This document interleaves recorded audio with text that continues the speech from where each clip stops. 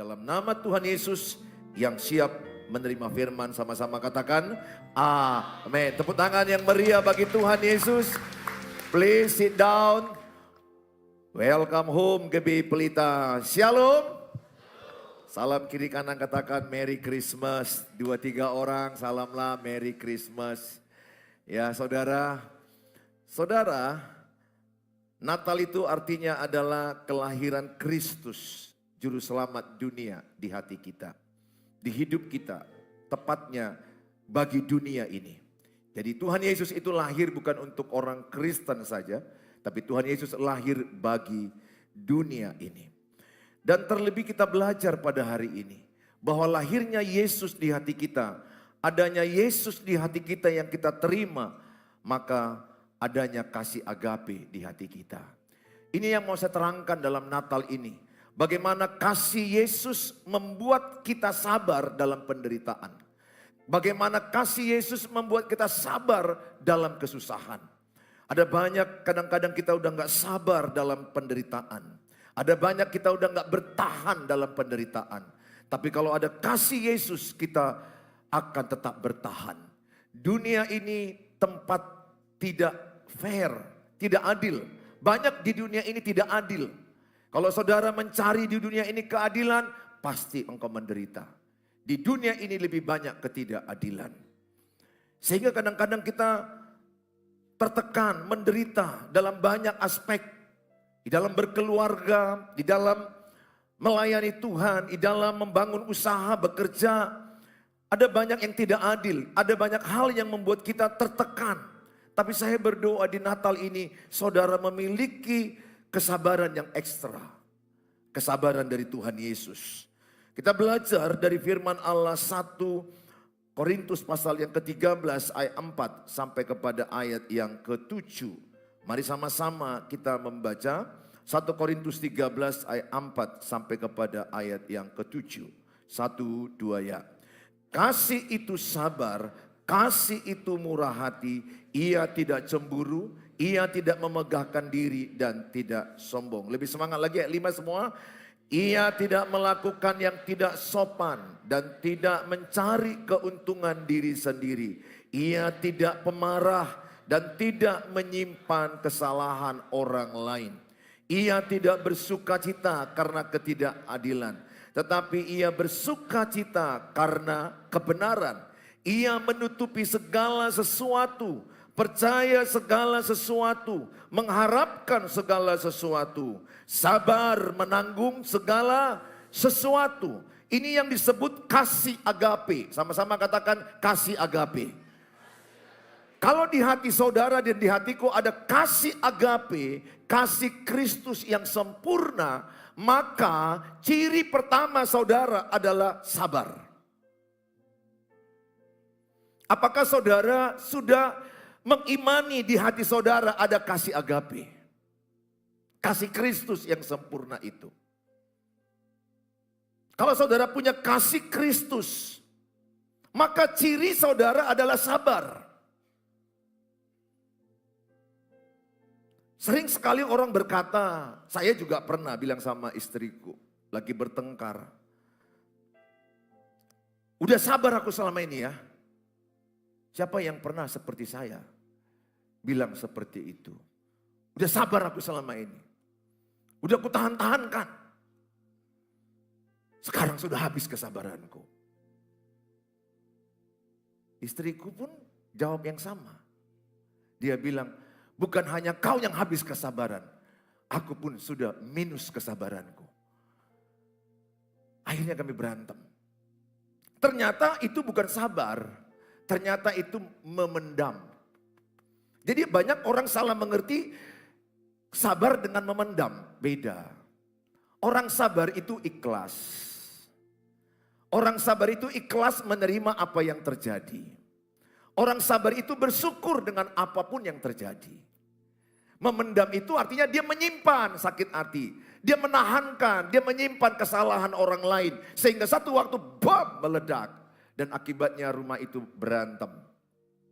Dan suami istri akhirnya konflik tidak siap-siapnya. Saya berdoa saudara adalah orang yang sabar. Bilang sebelahnya, jadilah orang sabar. Bilang sebelahnya, jangan suka marah-marah ya.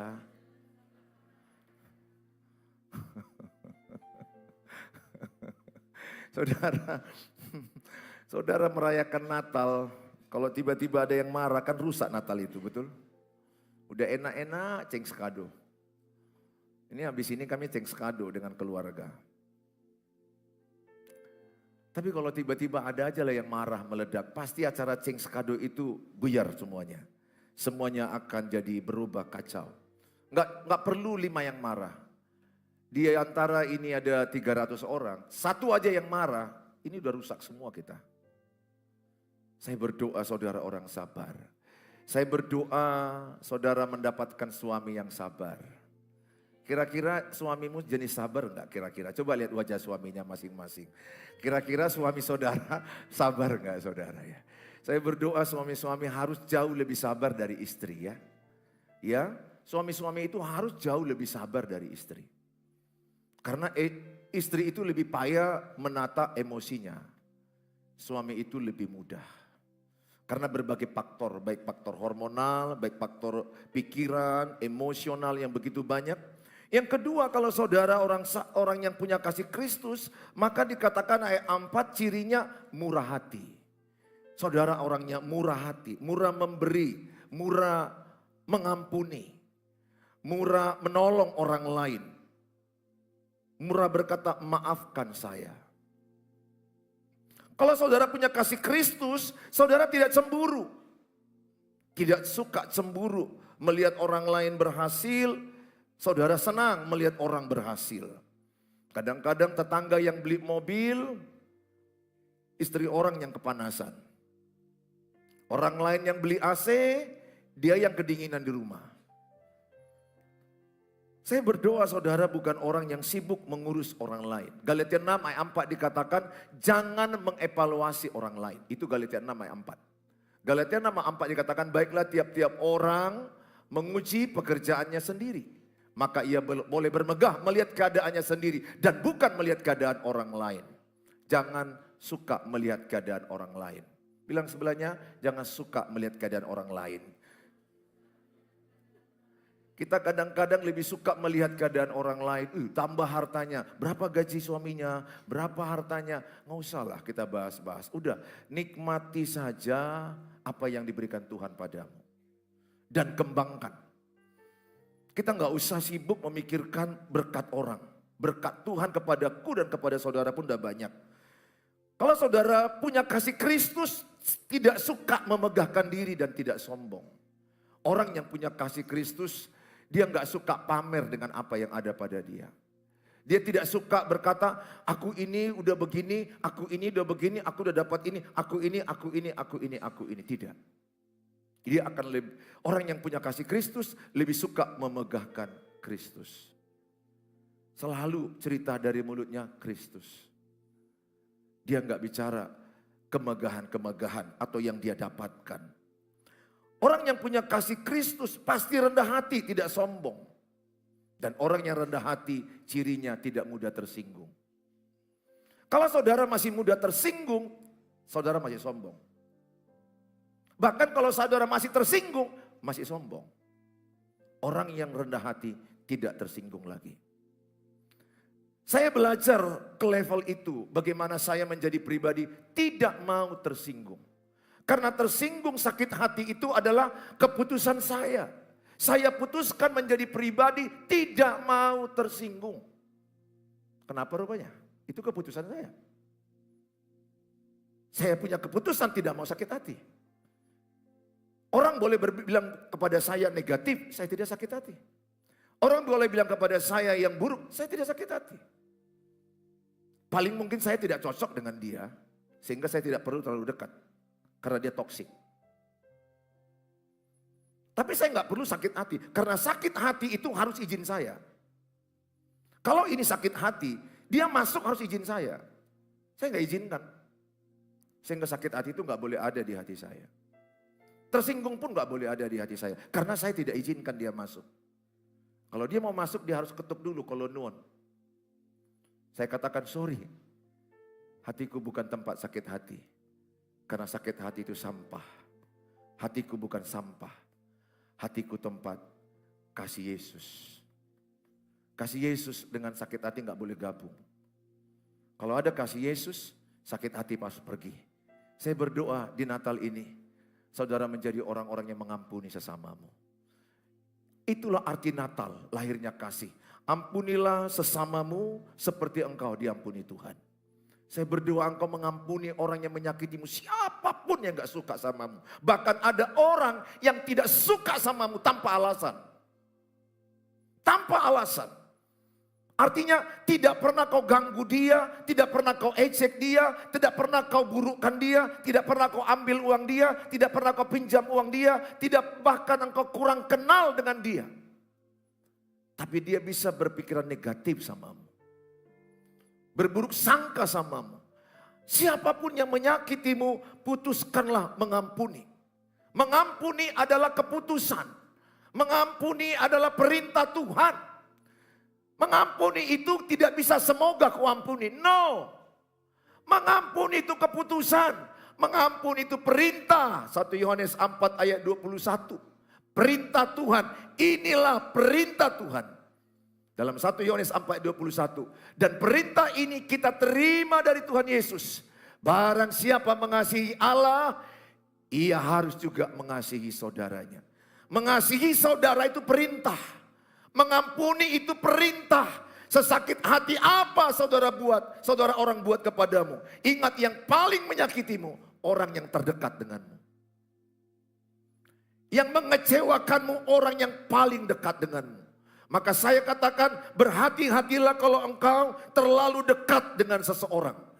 Karena itu bisa menyakitimu terlalu sakit. Oleh karena itu kalau engkau mengalami itu di Natal ini, saudara mau mengampuni. Amin. Mengampuni adalah perintah. Kalau tidak saudara lakukan, apa kata Yesus? Kalau engkau tidak mengampuni, Bapa tidak mengampuni. Jadi kalau saya tidak mengampuni, maka Bapa tidak mengampuni saya. Saya putuskan mengampuni. Sometimes yang saya alami, mengampuni itu sulit. Jujur aja. Saya harus mengaku. Tidak seperti membalikkan telapak tangan. Tidak terlalu mudah untuk mengampuni. Ada kalanya mudah, ada kalanya sedang, ada kalanya sangat sulit. Sama ibarat kayak paku, kalau dipakukan sekali kita cabut gampang. Dipaku 3-5 kali lebih sedang, lebih berat. Dipaku sampai tancap ke dalam kayu, itu ngangkatnya itu sampai pakai martil, begitu sakitnya. Karena ada orang disakiti bertahun-tahun. Ada orang disakiti bertahun-tahun. Keluarga saya yang di TikTok, yang di YouTube, mereka bilang 21 tahun. Ada yang bilang 24 tahun saya diselingkuhi. Tapi tetap mempertahankan pernikahan.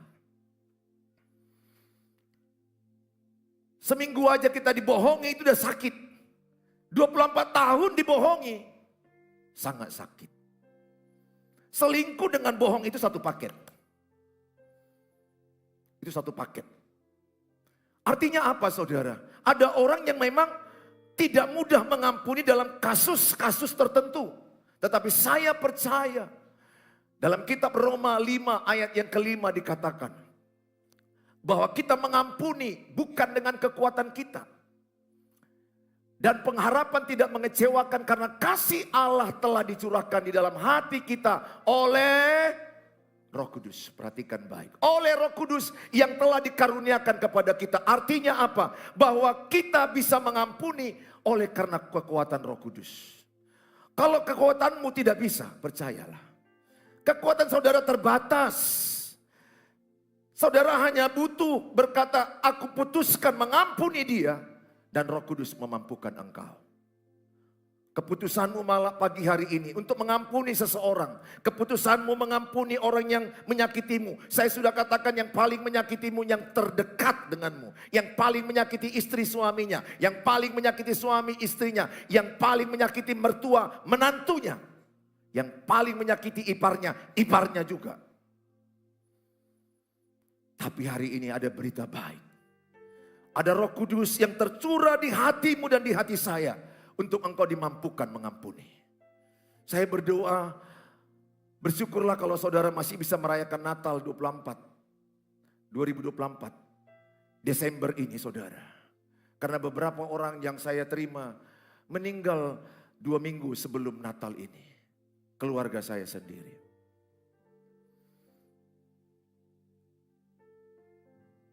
Sehat berangkat main golf di Royal Sumatera. Pulang bawa mobil. Di mobil dia meninggal. Tidak tabrakan yang signifikan. Dia hanya masuk kepada satu parit dan menyenggol mobil. Dan dia meninggal di tempat. Muda, masih muda belia. Sehat. Jadi kalau saudara dan saya masih punya kesempatan mengampuni, mengampunilah. Kita nggak tahu besok hidup atau tidak. Semalam kami mengadakan penghiburan kepada istrinya. Karena usianya masih sangat muda, istrinya 39, suaminya 42, anaknya 2 yang masih kecil-kecil. Sehat, sedang berkembang-kembangnya usaha mereka. Planning begitu banyak, rencana begitu banyak. Maka Yakobus 4 ayat 14 bilang seperti ini. Yakobus 4 ayat 13 sampai 14. Sedang kamu tidak tahu apa, ayat 13. Ayat 13-nya berkata, jadi sekarang hai kamu yang berkata hari ini atau besok kami berangkat ke kota Anu dan di sana kami akan tinggal setahun dan berdagang serta mendapat untung. Ayat 14, sama-sama kita baca 1, 2 ya. Sedang kamu tidak tahu apa yang akan terjadi besok. Apakah arti hidupmu? Hidupmu itu sama seperti uap yang sebentar saja kelihatan lalu lenyap. Udah banyak perencanaan saudara 2025, bangun rumah 2025, buat cabang ini 2025, bangun ini, bangun itu. It's okay, it's good, planning is good. Harus punya planning. Tapi saudara jangan lupa ayat 14, besok hidup belum tentu. Jadi kalau hari ini saudara masih hidup, masih bisa tekan WA. WA lah saudaramu yang mungkin di Bandung. Di Bali G, di Boston. Katakan Merry Christmas, selamat Natal. Minta maaf kalau ada kesalahan. Supaya kalian berdamai di Natal ini. Saudara, paling baik itu adalah orang datang pembawa damai. Kalau saudara pembawa damai, saudara adalah orang yang sungguh-sungguh mengerti arti Natal yang sejati. Yang berikutnya adalah ia tidak melakukan yang tidak sopan dan tidak mencari keuntungan diri sendiri, tidak pemarah.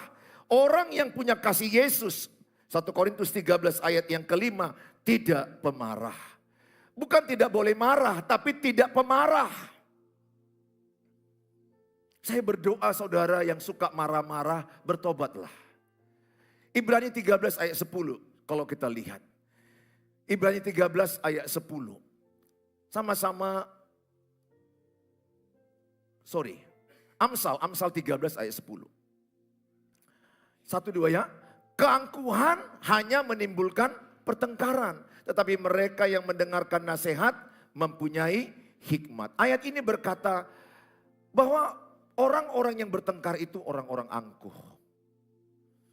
Ingat dalam kitab Yesaya dikatakan lahir Raja Shalom. Jadi Yesus disebut Raja Shalom. Arti Raja Shalom, damai sejahtera. Maka Matius 5 ayat 9, berbahagialah mereka yang membawa damai karena mereka disebut anak-anak Allah. Aku berdoa semua saudara pembawa damai. Amin. Saya berdoa di rumah saudara tidak ada pertengkaran lagi 2025. Amin. Aku berdoa dirimu dimanapun diletakkan Tuhan pembawa damai. Pasti nanti jumpa keluarga mertua toh. Pasti ya yang punya mertua kan pasti jumpa dong. Dengan keluarga mertua atau keluarga besar sendiri. Pasti jumpa. Aku berdoa semua yang dengarkan khotbah ini termasuk yang di YouTube. Saudara pembawa damai. Akan ada aja 1-2 orang yang dimasuki iblis pemancing marah. Akan ada 1-2 orang yang membuat keonaran di grup itu. Ada saja itu yang menyusup. Pokoknya kalau dia hadir, maka akan ada keonaran atau amarah atau pertengkaran. Tapi saya berdoa dengan kehadiranmu. Engkau adalah pembawa damai itu. Ingat bahwa orang yang masih mau bertengkar itu orang angkuh. Saya berdoa saudara gak mau bertengkar lagi. Saya berdoa, saya lihat wajah-wajah saudara. Wajah-wajah yang tersakitin. Sakit loh kalau kita dimarah-marahi kita diem aja. Saya pengalaman sama istri ini anak-anak saya, Ania sama Jamie. Mereka saya latih. Saya bilang udah bertahun-tahun sama mereka. Papa sudah janji menebus kesalahan. Mengejar ketertinggalan. Karena pada waktu 2020 itu saya merasa seharusnya saya sudah mati. Karena sakit yang berat, masa COVID, kematian sepertinya sudah selangkah lagi bagi saya. Terus Tuhan kasih kesempatan hidup sampai sekarang, bahkan sehat walafiat. Yang dulunya kurusnya sampai turun 20 kilo, sekarang naik lebih dari 20 kilo. Jadi ini juga PR saya atas kesalahan saya tidak menguasai makanan. Dan kalau ada jemaat yang memberi tetap kuterima. Karena menolak pemberian itu pun salah. Ya perlu dibatasi lah. Saya bilang sama anak-anak, karena saya ingat anak-anak saya ini trauma ketika saya bertengkar dengan istri. Sekalipun saya sekolah teologi, istri saya sekolah teologi, kami perang ayat. Ayat itu kami pakai untuk membela diri sendiri. Kami bertengkar saling menyalahkan. Cekcok, persoalan. Dan saya melihat ketika kami bertengkar, anak-anak kami ini ketakutan. Apalagi masa kecilnya si Jamie sama si Hani. Ini pernah nangis di restoran. Pada waktu dia masih kecil, berapa waktu yang udah lama, bertahun-tahun yang lalu. Menyampaikan harapan kepada kami berdua. Bisa enggak kalian tidak bertengkar lagi? Saya nangis dan saya sedih di hati saya. Permintaan dia hanya itu, bisa enggak bertengkar lagi? Dia enggak minta, tapi masih kecil ya, TK SD. Saya masih ingat dia gemetar di mobil itu. Yang paling gak enak bagi saya itu kalau bertengkar itu di mobil. Karena gak bisa lari, mau lari kemana? Pernah gak kalian jumpai ada pasangan bertengkar di mobil? Tanya sebelahnya, kalian pernah gak bertengkar di mobil? Tanya sebelahnya, kalian menertawai aku sendiri aja. Jadi aku merasa bersalah kali loh sama kalian. Kalian semua baik-baik kali pernikahan kalian. Jadi aku merasa insecure gitu kok sama kalian. It's okay lah ya, gak apa-apa ya. Ini pendeta yang pernah hancur dalam pernikahan, Tuhan pulihkan dan menolong banyak pernikahan orang. Saudara, singkat cerita, saya bilang sama anak-anak saya, udah bertahun-tahun yang lalu saya katakan, mulai detik ini, kalian lihat papa, satu kata pun tidak akan pernah nada tinggi. Bertahun-tahun saya lakukan itu. Sampai detik ini. Saya tidak akan pernah marah sama mamamu sekalipun mamamu marah kepada saya. Sekalipun anak-anak saya mungkin marah ke saya tidak akan balas. Karena anak saya ini udah bertumbuh dewasa dan mau menikah tahun depan. Jadi dua wanita yang cukup kusegani di rumah. Bukan hanya mamanya, ya yang kusayangi lah ya, kalau segani salah. Mamanya sama dia. Bahkan dia lebih di atas mamanya kadang-kadang. Papa dari mana? Dan bisa mengkritik khotbahku ini pun, khotbahnya tadi kok melenceng. Nah saudara, dia yang bisa itu, hanya dia. Puji Tuhan, sejak saya belajar mematikan egois saya, rumah saya surga. Saya katakan surga. Surga itu dalam Roma 14 ayat 17 adalah sukacita, damai, sejahtera, dan kebenaran. Sejak satu orang aja, seorang aja yang mau mati egonya, rumahnya sorga. Suami istri yang bertengkar karena dua-duanya egois. Satu aja mati egoisnya, kupastikan rumahnya sorga. Tapi dua-duanya egois, rumahnya neraka. Dua-duanya merasa benar, dua-duanya merasa dia yang paling benar. Beberapa hari yang lalu saya melayani di mall. Di satu gereja GBI. Saya habis khotbah. Kemudian ada datang suami istri. Dan anaknya terisak-isak nangis. Karena berharap papanya tidak cerai. Usia 9 tahun. Saya pegang anak itu. Saya ingat usia anak itu dengan anakku pada waktu itu 9 tahun lebih kurang sama. Anak-anak itu kalau lihat papa mama bertengkar itu tekanan mental. Mendam. Anakmu kalau kau bentak itu lukanya dalam. Tegas boleh, bentak no. No bentak, no bentak. Tegas boleh, bentak no. Bentak itu saraf anakmu itu korslet. Kebakar itu. No bentak. Bilang sebelahnya, no bentak. No bentak. Apalagi bentak istri. Ada loh suami yang bentak istrinya. Apa kau? Iya Tuhan. Aku pernah begitu soalnya. Aku bentak istriku. Apa kau? Aduh. Ya Tuhan, kalau aku ingat itu Tuhan. Maka doaku adalah aku mau menebus kesalahanku. Sebelum aku pulang ke rumah Bapa, Tuhan izinkan aku menebus kekuranganku, menebus kesalahanku. Aku mau menjadi ayah model bagi anak-anakku. Aku mau menjadi suami model bagi anak-anakku. Dan sekarang saya berkata kepada Jamie, contoh Papa mencintai Mama. Begitu kau mencintai istrimu kelak. Kenapa? Aku punya kasih agape mengasihi istriku. Karena pernikahan itu diikat oleh kasih agape. Kasih tanpa syarat. Menerima apa adanya. Menerima segala apapun. Makanya orang yang menikah dengan kasih agape tidak mungkin pisah. Sorry kalau saudara pernah gagal masa lalu. Paling tidak yang sekarang saudara harus belajar dengan kasih agape. Itu yang saya hadapi, yang saya lakukan, dan puji Tuhan anak-anakku bisa melihat kami enggak bertengkar bertahun-tahun. Ya kalau satu kadang-kadang istri ya lebih banyak pikirannya, sesekali lah, sangat jarang. Tapi saya tetap stabil. Ingat suami adalah penstabil emosi keluarga. Suami ukurannya. Kalau suami runtuh, habis rumah tangga itu. Suami itu standar. Barometernya ada pada saya. Katakanlah satu waktu istri anakku ini kurang stabil emosinya. Istriku kurang stabil emosinya. Aku datang, kustabilkan. Karena aku adalah bapak. Stabilizer emosi keluarga. Jadi suami-suami, bapak-bapak, jangan pernah kau lawan istrimu. Amin. Amin Pak. Jangan pernah lawan istrimu. Kalau dia pelepasan, udahlah. Tampung aja Pak. Tuhan tolong Bapak. Paling pun 5 menit udah habis perbendaharanya itu.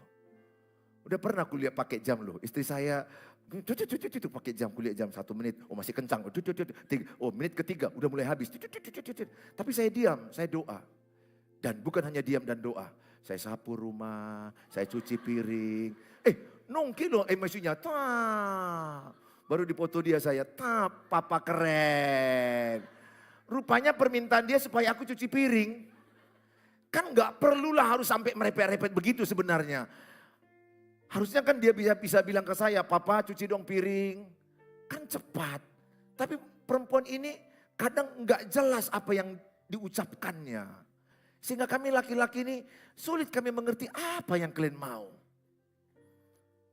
Bisa kadang-kadang diam aja. Makin diam makin nebak lah. Kira-kira apa ya maunya ya. Terus kulakukan sesuatu. Bukan itu. Jadi apa?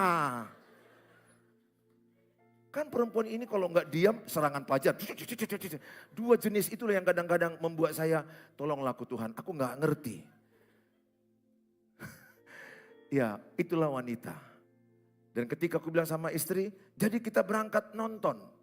Jadi janjian. Dia bilang tidak.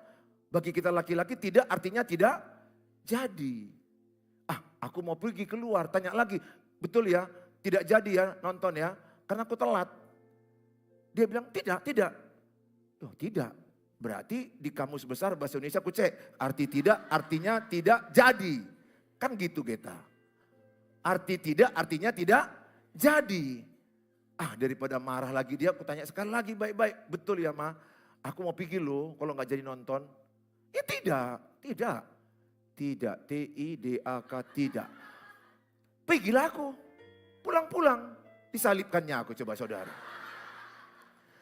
Rupanya bagi wanita kata tidak itu, bujuk aku, rayu aku, berjuanglah, sabarlah, mengertilah, kasihi aku.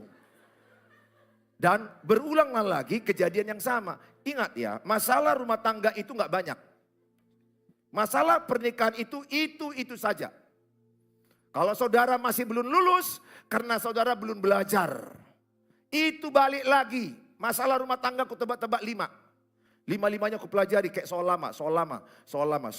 Kami dulu kedokteran begitu sama dokter Lin dulu. Solam. Berulang lagi. Kayak mana Ma? Jadi kita jalan-jalan. Enggak usah. Aku udah hafal lah soal lama kan. Enggak usah. Aku tanya lagi, betul ya? Enggak ya? Enggak usah jalan-jalan kita. Udah. Dari hatiku, kata enggak itu udah berubah.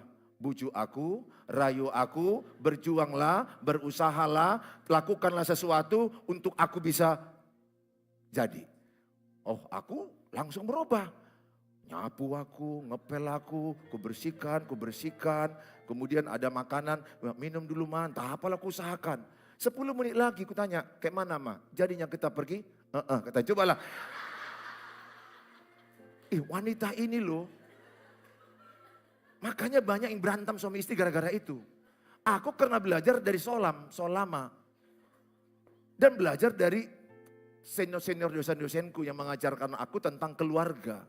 Jadi dengar ya bapak-bapak, kalau istrimu diam artinya apa? Rayu aku, bujuk aku, berjuanglah, lakukan sesuatu. Mengertilah tentang aku. Demikian juga yang pacaran ya. Mana tahu pacaran tiba-tiba cewekmu silent. Datang bodohnya, datang cowoknya on juga, silent juga aku, silent. Ngasah rupa naoto tuh naoto. Udah menikah lah yang bodoh dengan yang bodoh ini. Kalau pacarmu silent, itu artinya rayu aku, mengerti aku, berjuanglah, berusahalah sesuatu. Jangan ikut cowoknya jadi ikut silent, habis nanti rumah tanggamu.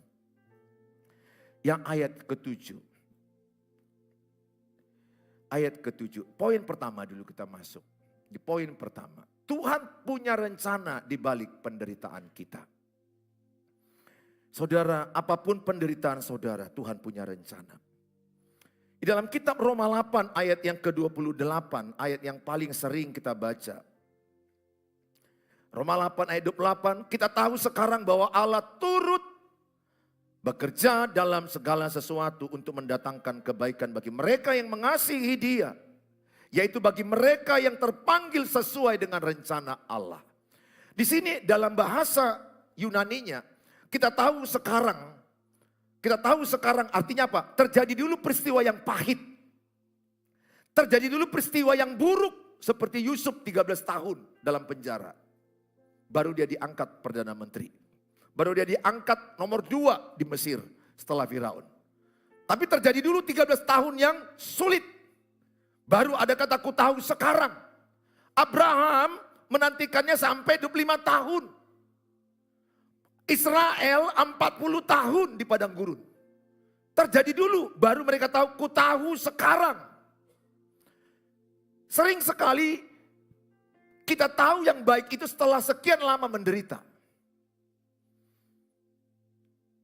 Di dalam pernikahan kami, setelah sekian lama aku lihat ada persoalan penderitaan, baru aku tahu sekarang Allah turut bekerja. Di dalam pelayanan sekian tahun, pelayanan puluhan tahun, baru aku tahu sekarang kenapa diizinkan Tuhan pelayananku begini, persoalan begini. Ada maksud baik Tuhan. Saya hanya mau katakan apapun penderitaan saudara, percayalah ada maksud baik Tuhan. Ketika kami menghibur kemarin yang meninggal sepupu kami, baru 2 minggu. Kami nyanyi semua baik. Sulit kadang-kadang menjelaskan apa sih baiknya dari meninggal suami yang masih muda. Anak 2 kecil-kecil. Kalau itu di pikiran kita itu sulit sekali. Bagaimana berkata baik di tengah suami meninggal. Yang notabene baru 42 tahun. Anak kecil-kecil. Masa di mana lagi sedang butuh-butuhnya ayah. Sulit bagi kita. Bagi saudara yang punya pengalaman meninggal anak, meninggal suami, meninggal pasangan, meninggal orang tua, nyanyi lagu, semua baik, itu tidak mudah. Tapi ayat ini nggak pernah salah. Tidak ada yang salah dari ayat Alkitab. Semua peristiwa pahit yang saudara alami ada kebaikan Tuhan. Sering sekali ketika mungkin Yusuf masuk ke sumur, dia nggak melihat yang baik. Dia melihat gelap, dia melihat tembok. Ketika dia masuk ke penjara 13 tahun, dia melihat tembok. Dia nggak melihat yang baik. At the time, kita juga kadang seperti itu. Situasi kita lihat tembok gelap, suram, kelam. Tapi tetap pegang firman Allah. Allah turut bekerja mendatangkan kebaikan. Allah turut bekerja itu bahasa Yunaninya sinergie. Sinergie artinya sinergis. Tuhan melakukan bagiannya, kita melakukan bagian kita. Tuhan memberkati, Tuhan melakukan berkat dan mujizat, kita melakukan hidup benar di masa sulit. Pada waktu Tuhan, Pengkhotbah 3:11, indah pada waktunya. Pesanku sama saudara, jangan saudara menyerah di tengah-tengah kesulitan hidup saudara. Saudara lihat Kejadian 50 ayat 20. Kejadian 50 ayat 20, apa kata Yusuf lewat firman Tuhan? Memang kamu telah mereka-rekakan yang jahat terhadap aku, tetapi Allah telah mereka-rekakannya untuk kebaikan. Abang-abangnya bermaksud dia dijual supaya jangan menjadi orang hebat. Bahkan berniat pertama untuk dibunuh, tetapi mereka akhirnya menjual. Dengan maksud melakukan seperti yang terjadi sekarang ini, yakni memelihara hidup suatu bangsa yang besar. Ternyata di balik penderitaan Yusuf, Allah punya rencana, dia jadi berkat bagi bangsa yang besar. Dia memberi makan bangsa yang besar. Saya hanya mau katakan kepada saudara, apapun penderitaan saudara, imanilah firman Allah. Di balik penderitaan saudara, Allah turut bekerja mendatangkan kebaikan. Sehingga saya berkata Yakobus 1 ayat 12, bertahanlah dalam penderitaan. Yakobus 1 ayat 12, bertahanlah dalam pencobaan. Jangan menyerah. Berbahagialah orang yang bertahan dalam pencobaan. Pesanku sama saudara, bertahanlah. Setiap saudara punya perenungan yang sulit dalam hidupmu. Semalam saya khotbahkan bagaimana Maria merenungkan kelahiran Yesus itu dan menyimpan di hatinya karena dia tidak paham semuanya itu. Dia tidak paham. Dia hanya berkata di Lukas 1 ayat 38, aku ini hambamu, jadilah kehendakmu. Kadang-kadang kita menghadapi masalah tidak paham semua. Jujur kadang-kadang kita merasa tidak adil dalam hidup ini. Tidak paham kenapa suamiku duluan meninggal. Kenapa anakku yang meninggal. Kenapa papaku yang meninggal. Kenapa pernikahan kami begini. Kenapa mertuaku begini. No, jangan tanya lagi kenapa. But percayalah Allah turut bekerja mendatangkan kebaikan. Di akhir khotbah saya ini poin yang kedua. Tetap berharap di saat tidak ada pengharapan. 1 Korintus 13 ayat yang ke-7. Orang yang punya kasih Kristus adalah orang yang menutupi segala sesuatu. Jadi kalau saudara punya kasih Kristus, saudara menutupi kekurangan suamimu. Kalau engkau punya kasih Kristus, engkau menutupi kekurangan istrimu. Jangan suka mengumbar kesalahan istri. Jangan suka menceritakan kekurangan suami. Saya banyak menjumpai, bahkan saya juga pernah salah dalam hal itu. Saya belajar. Saya sekarang paling tidak mau mengumbar kesalahan istri saya. Tidak mau mengumbar kesalahan anak-anak saya. Saya hanya katakan sama saudara, kalau engkau punya kekurangan mertua, tutupi kesalahan mertuamu. Nggak usah kau umbar-umbar mertuamu itu jelek, buruk, seperti ini, nggak usah. Kalau kita punya kasih Yesus, kasih menutupi pelanggaran. Nggak ada gunanya kita menceritakan kesalahan istri, kesalahan mertua, menantu sama orang lain. Termasuk mertua, kadang-kadang kurang kerjaan. Kesalahan menantunya semua diceritakannya. Orang yang punya kasih Yesus menutupi segala sesuatu. 1 Korintus 13 ayat 7. Orang yang punya kasih Yesus percaya segala sesuatu. Artinya apapun berat situasimu, tetap engkau berkata, aku percaya kepada Tuhan. Di tengah-tengah beratnya keadaan Abraham dengan Sarah usia tua tidak mungkin melahirkan lagi. Tapi Abraham berkata, sekalipun tubuhku lemah, sekalipun Sarah istriku tua dan rahimnya tertutup, dia berkata, kepada janji Allah aku tetap percaya. Saudara, seberat apa keadaanmu, jangan hilangkan kepercayaanmu. Tetap percaya. Orang yang punya kasih Kristus mengharapkan segala sesuatu. Di tengah-tengah tidak ada pengharapan, tetap berharap. Ingat, ketika engkau hilang pengharapan, itu kekalahanmu terbesar. Saya berdoa, saudara dan saya tetap punya pengharapan. Saya itu yang saya pegang. Waktu saya sakit berat, persoalan pernikahan berat, mendidik anak juga sempat berat. Di dalam mengembalakan pelayanan sempat berat. Keuangan ada utang di sana sini, usaha kami developer rugi. Dan keuangan kami sangat dikejar bank. Saya hanya berkata, saya berharap kepada Tuhan. Membangun TK, SD, SMP, generasi bintang, Jalan Permai. Di tengah-tengah pembangunan uang tidak ada, utang masih ada di Panglong. Istri sudah berkata, kita stop. Tapi saya sebagai suami berkata, istri ayo kita naik ke atas, kita berdoa. Tidak lama kemudian ada orang yang memberi sumbangan sukarela. Tidak saya minta-minta, ada yang memberi dengan sukarela. Sampai sekian ratus juta menolong.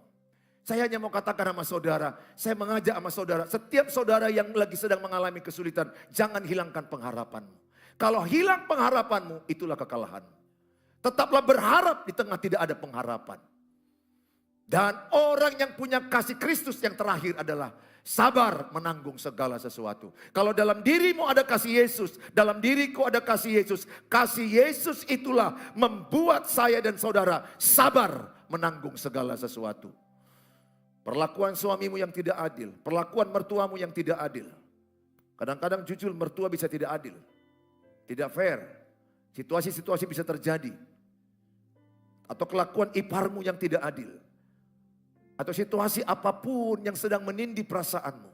Saya hanya katakan, kalau saudara punya kasih Yesus di Natal ini, saudara sabar menanggung segala sesuatu. Kalau engkau sabar, ingat, orang yang punya iman, dia juga bertumbuh dalam kesabaran. Gak bisa orang beriman tidak sabar. Orang yang beriman ciri-cirinya orang sabar. Sabar itu menunggu waktunya Tuhan. Sabar itu ikhlas terjadi sesuatu. Sabar itu dia bersyukur apapun yang terjadi. Dan dia percaya di balik itu ada kebaikan Tuhan. Aku berdoa saudara yang bertahan dalam pencobaan. Akan tiba waktu Tuhan. Tuhan memberikan yang terbaik bagi saudara. Amin saudara.